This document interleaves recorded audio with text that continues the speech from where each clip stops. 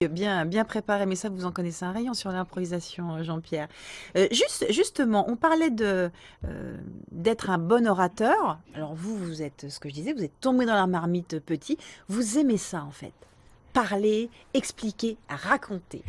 Ben oui, c'est vrai que tout jeune, je suis monté sur les planches, mais tout simplement parce que j'avais une tante qui dirigeait une troupe de théâtre pour enfants. Merci, Tata. Merci Tata, et donc tout naturellement, j'ai commencé comme ça, et puis ensuite j'ai poursuivi en théâtre amateur, et puis ensuite, comme j'ai voulu le faire professionnellement, j'ai présenté le concours d'entrée au conservatoire en art dramatique et en diction, et quand j'en suis sorti, j'ai eu la chance d'être embauché dans un centre dramatique national, qui était à l'époque le Théâtre Quotidien de Marseille, et d'apprendre un peu mon métier avec des professionnels. Vous l'avez aussi appris grâce à vos études de droit, parce qu'il ne dit pas tout.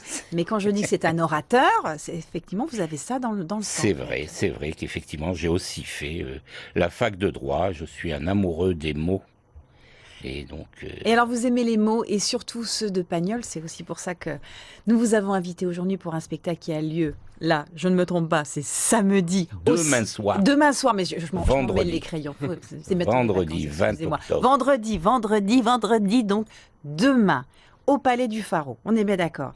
Donc, tout sur Pagnol, c'est un petit peu ça l'idée. Ce sont ses souvenirs d'enfance. C'est ça, c'est effectivement un spectacle que nous avons monté avec deux pianistes concertistes, Fabrice et Nathalie Lanoé. Ouais. Et donc c'est un spectacle autour de Pagnol, puisque d'une part, je fais une lecture théâtralisée des deux premiers tomes de Souvenirs d'enfance, La gloire de mon père et Le château de ma mère, et vient s'ajouter au texte la musique composée par Vladimir Cosma pour les deux films d'Yves Robert. Et oui, Ali me regarde avec des grands yeux. Et donc, c'est effectivement un hommage à Pagnol, aussi bien sur le plan littéraire que musical. Et donc, ça forme un tout qui est vraiment... Et tout à l'heure, on parlait de rêve, de création. Et là, c'est une invitation au rêve, à retrouver son âme d'enfant et ces capacités d'émerveillement et de curiosité qu'on a lorsqu'on est enfant. Alors pour vous donner l'envie d'aller voir le spectacle demain soir, on regarde un petit extrait du film d'Yves Robert. Un beau matin, oh mon beau Galava, ma mère me déposa à ma place et sortit sans mot dire, tandis que mon père... Non, c'est pas vrai. Qu'est-ce que tu dis? Maman ne m'a pas puni, tu n'as pas bien écrit.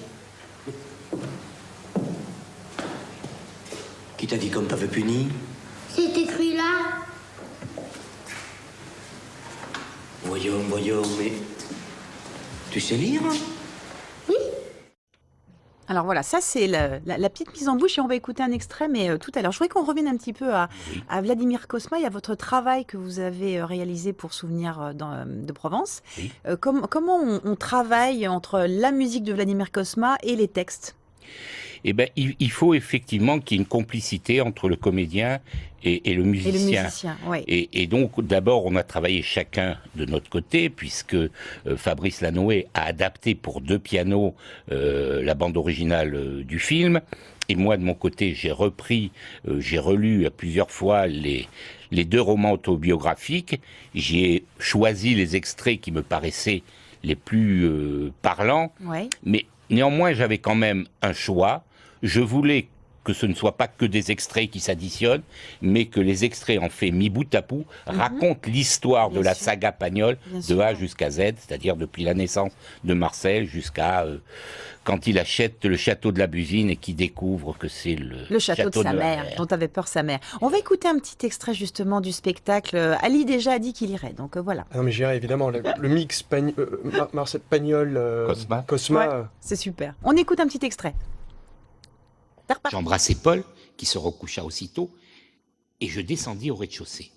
Rapidement, je rallumai la bougie, je déchirai une page de mon cahier et j'écrivis « Ma chère petite maman, ils ont fini par m'emmener avec eux, ne te fais pas de mauvais ordre, je te fais 2000 bises. » Je mis ce papier bien en évidence sur la table de la cuisine, puis je glissai dans ma musette un morceau de pain, 2 barres de chocolat, une orange.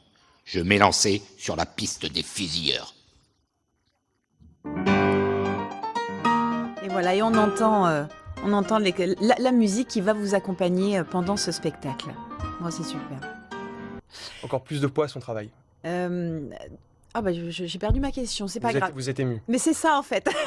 Je suis émue parce que quand on vous voit tous les deux, vous le spectacle c'est quand même pour un projet caritatif, c'est pour aider des jeunes dans des quartiers défavorisés à travers les pompiers.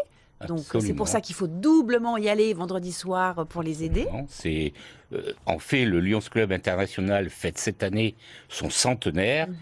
Et en France, il y a la Fondation des Lions de France qui recueille les dons et qui aide les clubs à réaliser des actions. Et ainsi, à Marseille, la Fondation des Lions de France, depuis 2 ans, a aidé les clubs marseillais à soutenir financièrement la promotion des cadets des marins-pompiers de Marseille, qui est une très belle œuvre, puisque pendant 1 an, une 50aine de jeunes apprennent un peu les règles de base de la vie en société, la politesse, etc. On les forme à la sécurité, ils font des interventions avec les pompiers et ils sont très fiers de cela, et voilà.